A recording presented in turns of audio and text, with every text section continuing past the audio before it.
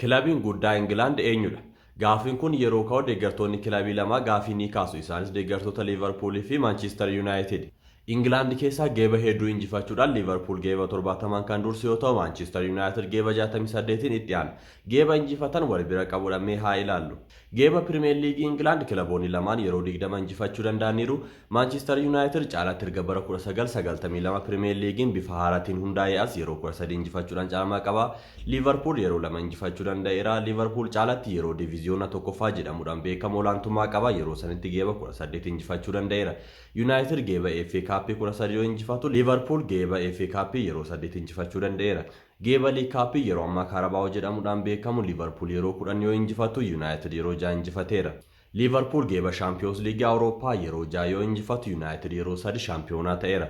Liigii Awurooppaa yookiin Europa League jedhamuudhaan beekamu yeroo 3 Liverpool yoo injifatu. United yeroo 1 injifateera. Lakkoofsi geeba gurguddaa injifatanii wal bira qabuudhaan yoo ilaalaman isaan kanaa murtoo kilabiin guddaan eenyudha jedhu isiniif anniisaa isinis deebii keessan iddoo koomentii gubbaa naaf kaa'uu dandeessu.